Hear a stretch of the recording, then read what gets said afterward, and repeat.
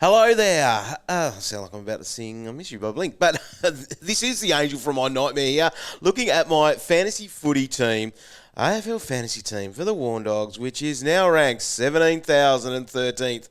I've never, ever in the history of my life been here, but I'm going to say, using our Patreon as a bit of an idea, is that a team ranked about 60,000th made it through into the top 15, top 512 for the knockout competition. So must be about 60,000 teams that know what they're doing, possibly. Anyway, here we are. If I go back to last week, we'll be able to see, well, what happened, essentially. The trade ins. Took and Matt Roberts were my ins for two blokes that played, and two blokes that played relatively well. I think it's 75 for Hollands and Chandler out of 59. Anyway, not cool when you've got Roberts on your field and flicking around there, Cam McKenzie, Philippou, yeah, I would have probably been taking that anyway. But just a whole lot of averageness. Even those, they're just the crappy mid-price that I've got wrong, like Andy McGrath, 67, Stock of 58. Just poor scores. Everyone's riding a Sheasel, so that's pretty normal. But the Took 48 obviously hurts a lot in there. And just, yeah, that structure that I've got, it's not great, not working for that 1934. So let's get into this week and let's look at what we can do, what the ideas are. So basically my two trades out need to be Took and Matt Roberts. Now, without a doubt, and I'll start here, Matt Roberts is going to Chin Cotter. Oh, what's going on here? Why is he not popping up? Matt Roberts to Chin Cotter. Why is that not coming up? I've already done it. What have I done here? Is he already in my team? No. Oh, because I've spelled it like Calvin. Oh my God, that is actually... Sorry for anyone that just had to watch that and witness that. Calvin has been writing Chincotta into our notes, C-H-I-N, so he knows how to pronounce it, and I've just done exactly the same bloody thing. What an absolute moron. So lucky I had the cash there to do this. So I go back to my team. That's where it'll need to be. Now, the big issues are no emergencies there. I've got Wilmot, who had that 22 last week there. Mackenzie's out.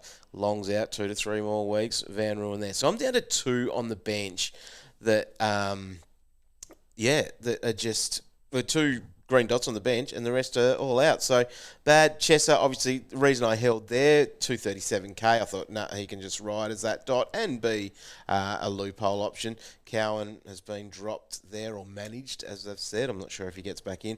Mackenzie, I didn't think that was going to happen. I thought he would get that opportunity after that resting a fortnight ago. But he struggled on the weekend.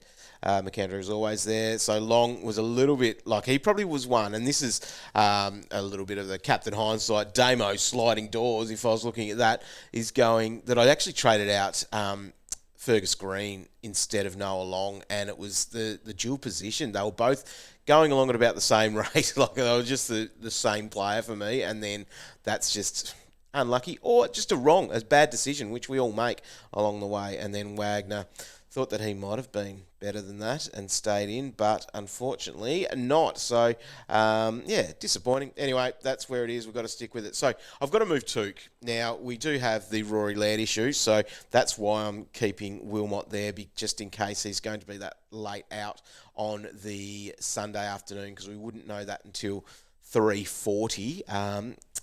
If they make a decision on it on Saturday, that might change some things, but the timing of stuff is going to be a little bit difficult. Obviously, you've got the Suns there on Sunday, so Took doesn't have to go until then, but the options that I am bringing in, or I'm looking at, which I'll get to in a minute, might be playing before that, so that's the issue as we move along. Anyway, at the moment, my trade has been, and all week it has been, to go to the Bont. So there he is there.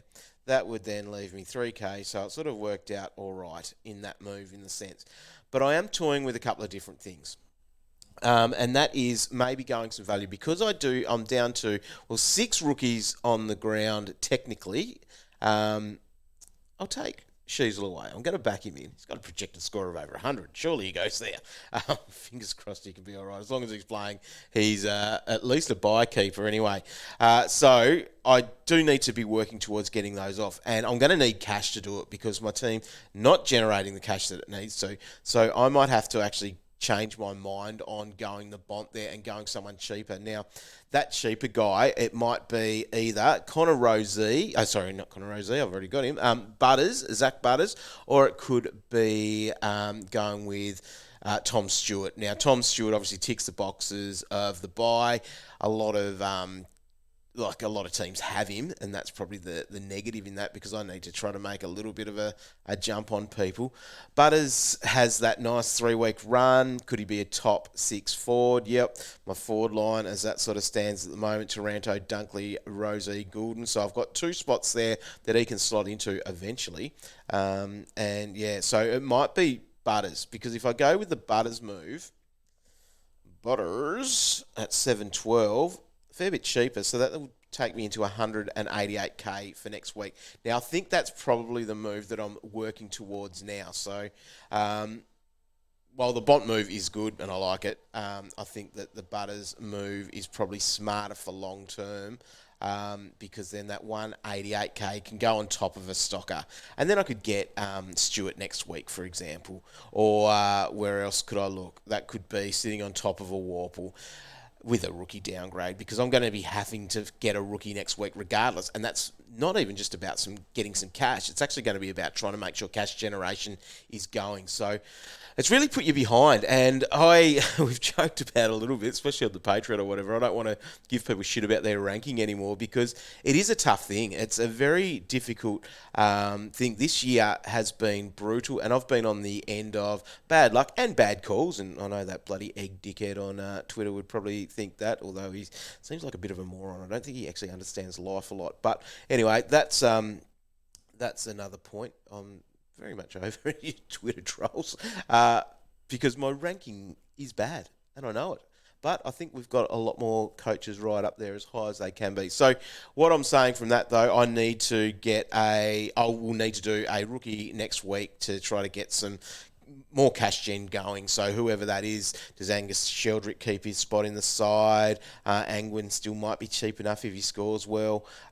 Just seeing what I'll have to do. That'll be someone like from a Mackenzie if he doesn't get another gig, or wherever that goes, a Wagner, and it's not going to be a lot of cash. That's the worst part about it, because I can see now with those rookies on field, well, Sheasel's going to stay there.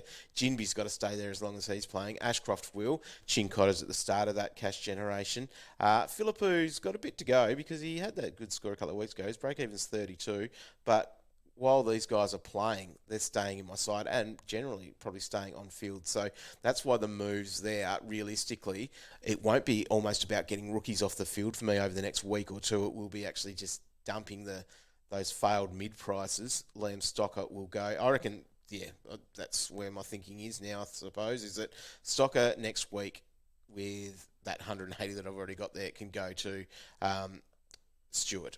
And who knows, things could change. That's how that can look. But the Butters thing I don't love, but I'm going to back in Roy here, who got him last week and is hot on what his fixture looks like. So what's he done? He's had that 110, 88, 83. Like, they're not massive scores to write home about. The break-even of 71 is favourable. That's a good thing. But coming up, so the Saints match up. Far out, so I'd have to do that tonight. God, I didn't even think about that. Man, oh man, I've got a bit of thinking to do today then. Then the Bombers, then the Kangaroos. Doesn't look too bad. And having that round 15 bye isn't an awful thing as well, because if I need to, he could be that luxury flick out if he's not really hitting what he needs to at that time. But it does allow me to fix up my team a little bit there. I'm going to, and this is, I don't know if anyone else does this, I'm going to whack Taranto. Ooh, what am I doing here? Taranto. Sorry, I've got to do it that way. Taranto there to make my side and make me feel a lot better about where my team is. So then, I'm looking like I've got a good 4 premium midfielders and centre field. Yeah, I didn't do it before, but obviously I subbed on Will Day and Tom Green, so that helps things a bit now. All right, there we are. I don't know what else I can say and what else I can do. Let's just fingers crossed, hope for the best. Fingers crossed Rory Laird is all good. I feel sorry for all the LDU owners, especially if you're an LDU and Took owner. It's probably unlikely that you got both in your structure and scenario, but it is certainly possible.